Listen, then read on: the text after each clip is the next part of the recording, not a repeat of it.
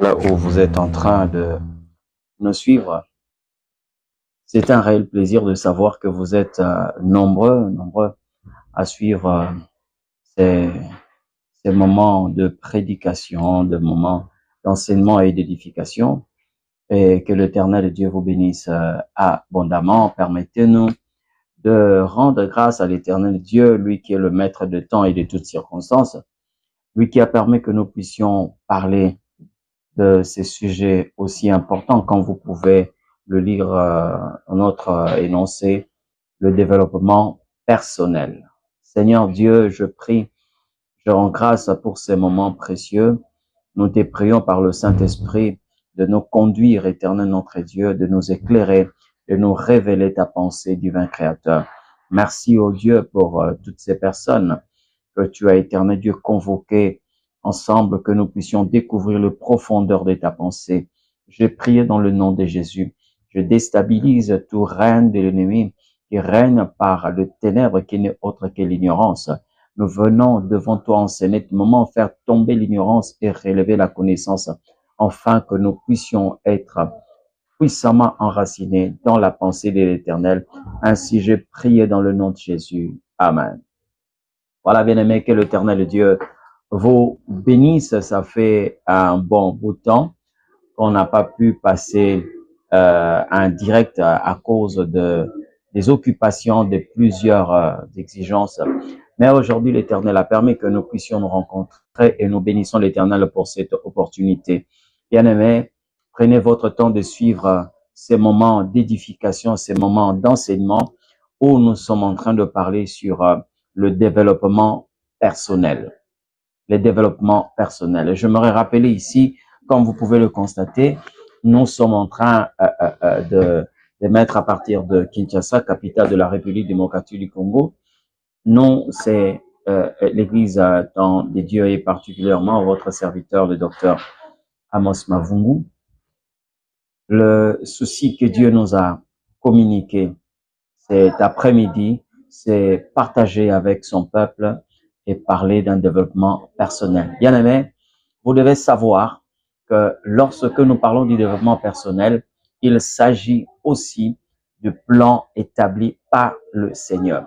Quand nous nous approchons de Dieu, nous ne sommes pas là seulement pour intercéder, chanter, prier. C'est comme ça que vous allez voir dans la vie, il y a plusieurs personnes, je dis bien plusieurs personnes qui peuvent prier beaucoup, mais qui mènent une vie médiocre, une vie de tâtonnement sur le plan financier, sur le plan matériel, parce que les gens croient que quand nous venons au Seigneur, c'est seulement le problème des songes, la prière, le chant.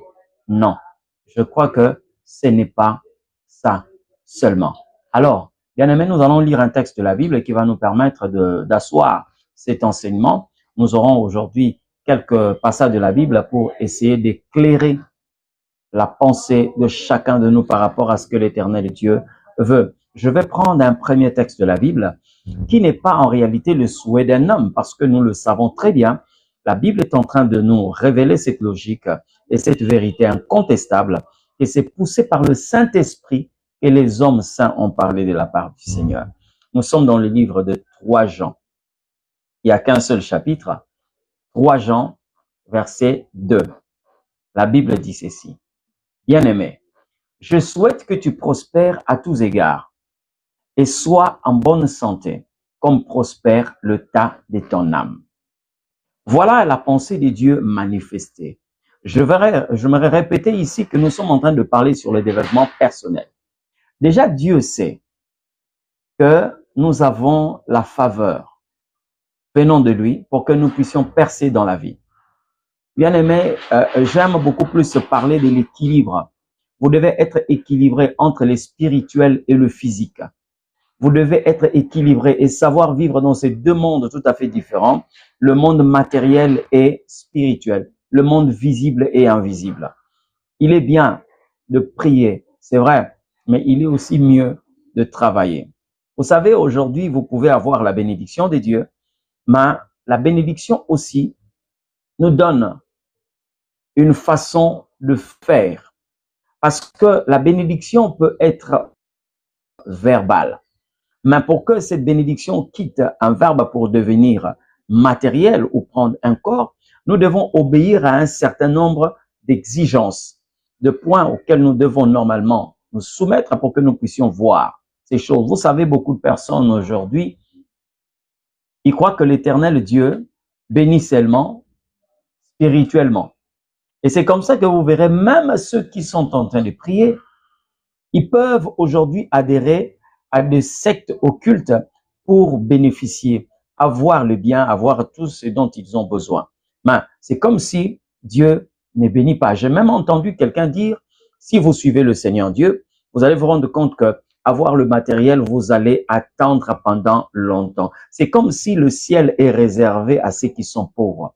Mais j'aimerais dire d'entrée de jeu, je ne suis pas un matérialiste, mais j'aimerais dire à quelqu'un, vous allez trouver dans la gloire du Père, comme le Seigneur Dieu a su l'enseigner dans la parabole du mauvais riche et le pauvre Lazare, on a parlé du pauvre Lazare qui s'est retrouvé avec Abraham. Vous comprenez un peu? Et il l'appelait Père. Vous voyez que ces deux personnes se retrouvent au même endroit, mais ils n'ont pas eu la même vie. Abraham était un homme très riche et le pauvre Lazare était un homme très pauvre. Donc, en réalité, le royaume des dieux n'est pas un royaume réservé aux pauvres. C'est comme ça que vous voyez que même le même Dieu a rendu Salomon riche comme aucun roi de son époque. Il était attaché à l'Éternel Dieu. Donc, ici, nous allons parler de ce que nous devons normalement comprendre, ce que nous devons mettre en pratique pour que nous puissions voir cette promesse de l'Éternel Dieu s'est manifestée. Dieu souhaite que nous puissions prospérer à tous égards. La prospérité à tous égards. Lorsqu'il dit à tous égards, c'est-à-dire que vous devez élargir l'espace de votre tente. Vous devez élargir votre rayon d'action, votre champ d'influence. C'est ce que le Seigneur Dieu veut. Alors, bien aimé, j'aimerais parler à quelqu'un. Même si vous êtes né d'une famille où les gens n'acceptent pas la prospérité, les souhaits des hommes méchants ne peuvent pas dominer sur les souhaits de votre Créateur. L'Éternel souhaite que nous puissions prospérer à tous égards. Vous êtes sans ignorer que l'Éternel Dieu l'a déclaré dans le livre de Jérémie en disant « Le projet que j'ai formé sur vous sont des projets de bonheur et de paix. » Sont des projets de bonheur et de paix. Mais j'aimerais là ouvrir une parenthèse pour dire à quelqu'un. Les projets qui sont formés sont pour des gens formés. Or, l'homme a un parcours. Tout homme naturel a un parcours. Quitter la créature et devenir quelqu'un de formé par Dieu. J'aimerais expliquer ce texte facilement parce que nous avons une personne qui est connue dans la Bible, mais sous deux formes. Écoutez, la Bible parle de Jacob, qui n'est autre qu'une créature divine. Mais la même Bible parle aussi d'Israël, qui est aussi une œuvre formée par Dieu. Vous comprenez? Et l'Éternel a déclaré en disant, Jacob que j'ai créé, Israël que j'ai formé. Lorsqu'on parle de la création, il s'agit là de faire exister quelque chose tel que le Seigneur Dieu l'a fait. Il a fait exister le monde, il a fait exister tout ce que nous connaissons. Mais lorsqu'on parle de la formation, c'est donner une forme à quelque chose qui a été créé. Voyez un peu, je vais vous prendre l'exemple de l'argile et la poterie. L'argile, c'est quelque chose de créé et la poterie, c'est formé. Et vous allez vous rendre compte que nous avons des pots dans nos maisons. Et lorsque vous regardez le génie créateur ou la sagesse, l'intelligence, les capacités de ceux qui ont eu à travailler pour nous donner cette poterie, vous allez vous rendre compte que, bien aimé, c'est une beauté extraordinaire. Moi aussi, j'ai des pots en ces lieux, mais vous allez vous rendre compte que, bien aimé, quand vous regardez cette poterie, vous regardez ces pots de fleurs, vous dites que waouh, c'est vraiment extraordinaire. Mais pourtant, au début, c'était de l'argile. Il fallait que cela passe par les mains d'un artisan pour donner la forme à cette argile. Alors, vous aussi qui êtes en train de nous suivre, vous devez vous rendre compte, bien aimé, les promesses de l'Éternel Dieu, oui. Mais qui peut palper les promesses de l'Éternel? Tout le monde peut entendre, mais tout le monde ne parvient pas à l'accomplissement. Pourquoi? Parce que plusieurs personnes ne comprennent pas que nous devons effectuer un voyage entre la création et la formation. Même lorsque vous voyez l'homme, je parlerai même de la femme. Vous parlerez, je parle de la femme. Regardez, Dieu a pris une côte d'Adam et il a formé une femme. J'aime cette phrase. Il a formé la femme avec la côte qu'il avait prise de l'homme. Bien-aimé dans le Seigneur. Vous devez parvenir, vous devez arriver jusque là où vous devez normalement arriver. Dieu vous attend quelque part. Voyez, beaucoup de personnes aujourd'hui ont plusieurs bénédictions de la part du Seigneur. Mais on continue à croupir dans la misère. On continue à dépendre de gens. C'est comme si la seule bénédiction que Dieu nous a donnée, c'est d'avoir un mauvais riche à côté de nous. Comme on voit aussi dans le texte de comment le pauvre Lazare et le mauvais riche. Donc, pour Lazare, le pauvre Lazare, la seule bénédiction que Dieu lui a accordée, c'était d'être à côté du méchant riche. Donc, lui, il considérait ça comme une grande bénédiction. Or, en réalité, non. Ce n'était pas une grande bénédiction. Vous pouvez passer votre vie sur la terre en train d'attendre ce que l'Éternel Dieu n'a même pas disposé pour vous. N'oubliez pas, il y a des gens aujourd'hui qui veulent être des mendiants, mais qui s'éloignent de la méritocratie. Écoutez ce que la Bible est en train de dire. Je vais vous lire un deuxième texte de la Bible. Nous sommes dans le livre des Deutéronomes, chapitre 2, le verset 7. La Bible dit ceci. « Car l'Éternel, ton Dieu, t'a béni dans tout le travail de tes mains. » Écoutez ce que la Bible est en train de dire. Hein? L'Éternel, ton Dieu, t'a béni dans tout le travail de tes mains. Combien de personnes aujourd'hui ont des mains bénies, mais qui ne peuvent expérimenter la grandeur de cette bénédiction parce qu'on a des mains croisées? Là où il faut faire travailler ses mains, on préfère prier. Je ne suis pas contre la prière. Il faut que vous puissiez être équilibrés. Vous savez comment est-ce que Israël a vaincu Amalek? Mais ce n'était pas que la prière. Moïse était sur la montagne et Josué était sur terrain en train de combattre Amalek.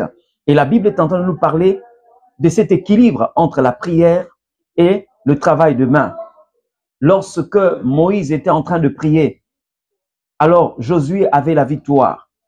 Lorsque Moïse s'est fatigué, Josué commençait à perdre le combat. Donc, il y a beaucoup de personnes aujourd'hui, Dieu a béni vos mains, mais vous ne pouvez pas aujourd'hui expérimenter la bénédiction de par vos mains, tout simplement parce que vous avez trouvé bon, vous avez jugé bon de croiser les mains et vous voulez prier de manière à ce que l'Éternel Dieu fasse ce que vous êtes en train de faire. N'oubliez pas que l'Éternel Dieu a dit à Saül, tout ce que ta main trouve à faire, fais-le car l'Éternel est avec toi.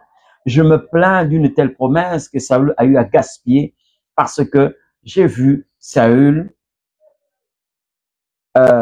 travailler sans pour autant utiliser ses mains. Or, nous avons vu quelqu'un comme Salomon qui était aussi roi comme Saül. Mais Salomon ne s'est pas seulement limité au trône. Salomon était un compositeur. Salomon était un homme d'affaires. Salomon était, vous comprenez un peu, il était un écrivain. Salomon, il a compris que l'Éternel Dieu avait béni ses mains. Et Salomon s'est donné au travail. Combien de personnes aujourd'hui, bien aimé, je vais vous donner seulement un seul exemple. Écoutez, regardez comment est-ce que la paresse tue beaucoup de personnes. Vous allez au marché, vous achetez une orange. Vous sortez de l'argent, vous achetez une orange. À combien? Par exemple, à 100 francs CFA, ou encore, nous sommes en République démocratique du Congo, vous pouvez acheter une orange à 500 francs congolais. Mais, lorsque vous amenez l'orange à la maison, vous épluchez, vous prenez l'orange, à l'intérieur, vous avez quelquefois 30 grains. Donc, qui est équivalent des 30 orangiers. Mais vous allez voir quelqu'un qui a fait 40 ans sur la terre. Si vous voulez compter le nombre des oranges que cette personne a consommées, vous n'avez pas d'idée. Mais vous allez trouver cette personne avec aucune, je dirais même aucun orangier. Combien de mangues vous avez eu à consommer? Dans votre expérience, vous n'avez aucun arbre, aucun manguier. Mais pourtant, vous avez consommé des milliers de mangues. C'est comme ça que, bien aimés, nous sommes en train de tuer la bénédiction que l'Éternel Dieu nous a donnée. Imaginez que vous avez bénéficié de la grâce que l'Éternel avait accordée à Isaac. La Bible dit quoi?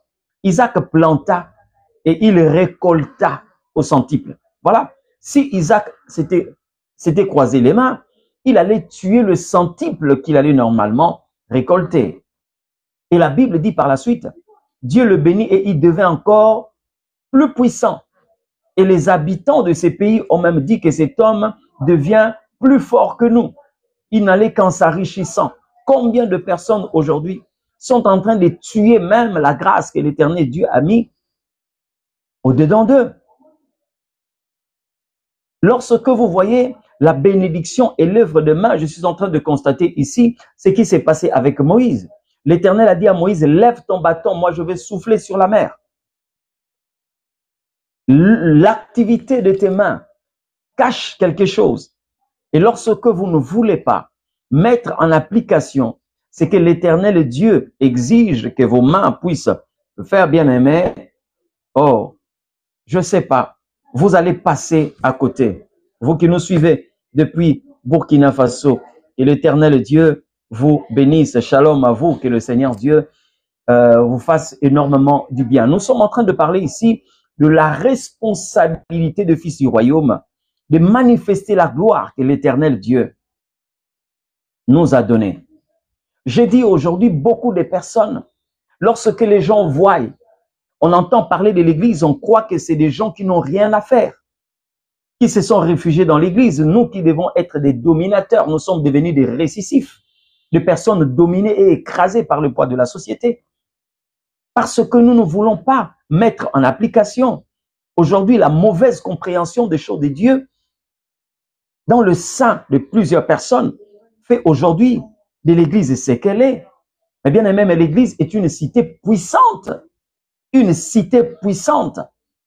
Et le Seigneur Dieu est en train de nous parler sur la culture du royaume. C'est un royaume. Et pour réussir dans ce royaume, nous devons avoir la culture des princes. Savoir comment est-ce que des princes se comportent. Voyez, la Bible dit ici, l'Éternel a béni tes mains. Mais pour voir, bien aimé, pour voir, expérimenter cette bénédiction, mettez vos mains à l'œuvre. La Bible dit, l'Éternel bénira l'œuvre de tes mains. Pour vous, la bénédiction, c'est quoi? Combien de personnes aujourd'hui, bonjour bien-aimés, que le Seigneur Dieu vous bénisse. Combien de personnes aujourd'hui s'arrêtent seulement au niveau des rêves, des songes?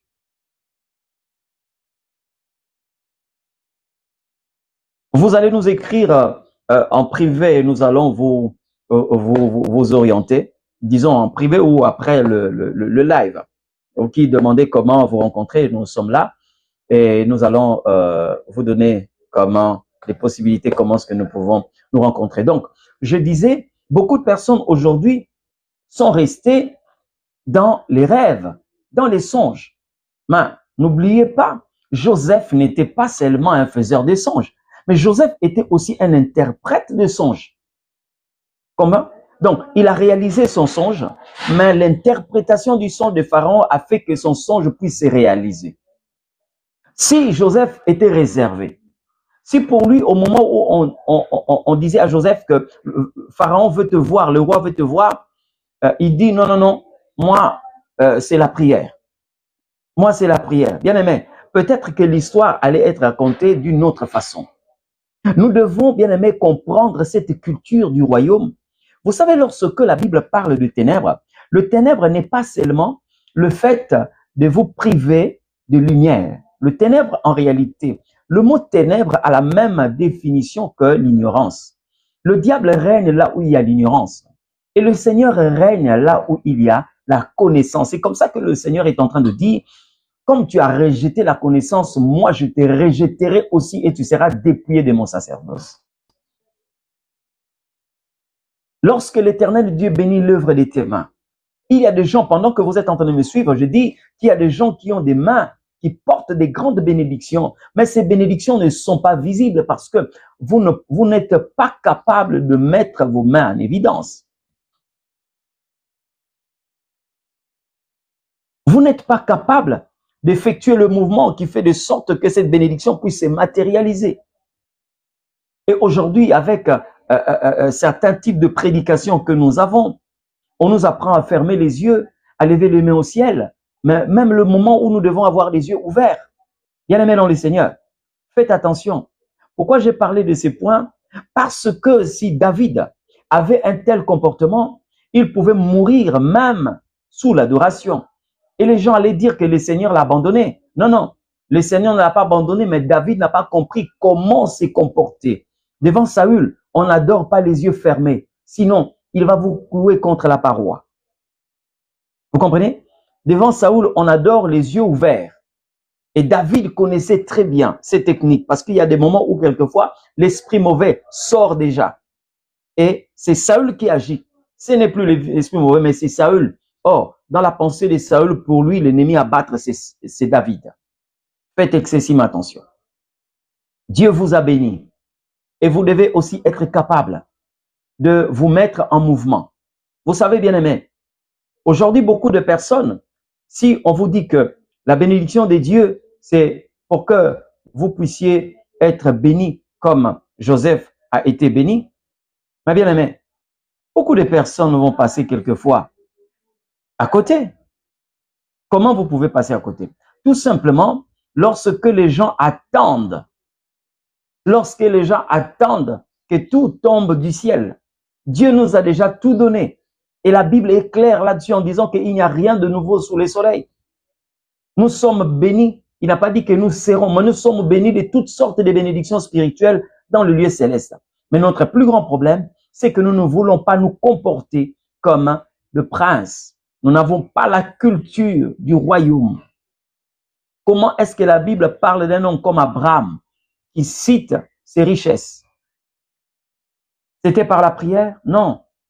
Abraham avait un troupeau. Il travaillait. D'abord, nous avons un Dieu travailleur.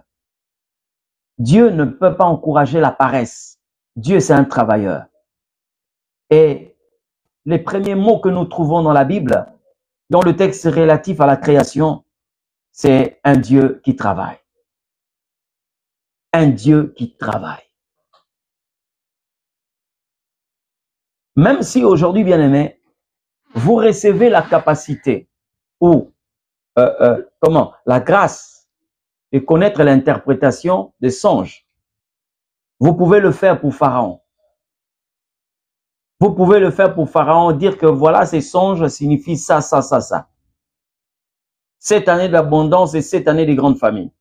Mais il y a une question qui vient après. L'Église doit être aussi capable de répondre à cette question. Comment pouvons-nous faire? Oui, vous avez interprété. Et comment résoudre cette crise? Vous avez interprété. OK. Mais quelle est la solution? Dieu va seulement nous dire que voilà ce que vous devez normalement faire, mais il est incapable de nous dire comment éviter ces désastres. Non. Dieu va révéler sa pensée à son peuple. Et comment Joseph est arrivé au trône, il y a deux étapes. L'interprétation des songes et le comment affronter cette période des grandes crises. Ça demande, bien aimé, l'intelligence. Et Dieu nous a accordé l'intelligence. Il y a des moments où il faut étendre la main, travailler, toucher le sol, faire ce que vous pouvez faire. C'est en ces nets moments-là que la grâce de Dieu vous accompagne. J'aime ce que la Bible dit de Joseph. Tout ce qu'il touchait prospérait. On dit bien que tout ce qu'il touchait prospérait. Admettons que Joseph disait non, je préfère croiser mes mains. Les gens n'allaient pas comprendre qu'est-ce qu'il portait en lui. Mais le fait qu'il touchait, tout ce qu'il touchait prospérait, tout ce qu'il touchait prospérait. De même pour Jacob, lorsqu'il était auprès de son oncle, nous avons vu ce qui s'est réellement passé. Bien-aimés dans le Seigneur, vraiment, nous avons eu à parler de ces premiers points. Aujourd'hui, vous allez vraiment nous excuser parce que nous avons commencé en retard et il y a une autre occupation qui est en train de nous réclamer et nous allons vous fixer rendez-vous dans les jours qui viennent. Si Dieu le permet, demain samedi à partir de 20h30, nous serons en direct et nous parlerons de ces deuxièmes points ou la deuxième partie de cet enseignement sur le développement personnel. Soyez des personnes équilibrées. Dieu veut des gens qui lèvent les mains sur la montagne, mais qui combattent aussi sur le champ pour que Amalek soit définitivement vaincu. C'était pour moi un réel plaisir d'avoir ces courts moments de partage avec vous. Et si vous avez des préoccupations, vous pouvez nous écrire ou nous poser des questions. J'ai toujours dit que dans cette école, nous avons le Saint-Esprit qui est l'enseignant par excellence. Bonsoir ma sœur, que le Seigneur Dieu vous bénisse abondamment. Donc voilà, nous sommes arrivés au terme de notre rencontre de cet après-midi. J'aimerais prier avec chacun de nous et vraiment demander à l'Éternel Dieu de nous assister et d'accomplir ce que lui a décidé d'accomplir dans la vie de chacun de nous. Seigneur éternel, Dieu de paix, merci pour ces temps merveilleux. Merci pour ces moments précieux. Merci pour ces enseignements. Et nous te demandons, Père éternel et Dieu, de nous assister. Éternel Dieu, tu es la source auprès de qui nous venons puiser. Nous venons puiser. Éternel Dieu, comme nous l'avons demandé au début de cet enseignement, au début de ces lives, permet que la connaissance, éternel Dieu, prenne la place de l'ignorance, que l'ignorance tombe et que la connaissance se manifeste en nous, au nom de Jésus-Christ. Oui, Père éternel Dieu des armées, laisse que nous puissions être des heureux récipiendaires, que nous puissions recevoir cette parole est une parole qui nous conduit à un changement, un véritable changement pour la gloire de ton Saint-Nom. Bénis ces instants, bénis ces moments précieux, bénis les bien-aimés qui nous ont suivis et que cette parole puisse donner des fruits qui viennent à maturité dans le nom puissant de Jésus. Ainsi nous t'avons prié. Je prie que la pauvreté quitte votre vie. Je prie que la pauvreté mentale d'abord quitte votre esprit et la pauvreté financière quitte votre esprit et la pauvreté matérielle aussi quitte votre vie dans le nom de Jésus-Christ de Nazareth. Merci Père pour ces moments précieux. Ainsi priez dans le nom puissant de Jésus. Nous disons Amen. Voilà, que l'Éternel Dieu nous bénisse. Il vous bénisse aussi et à la prochaine. Merci.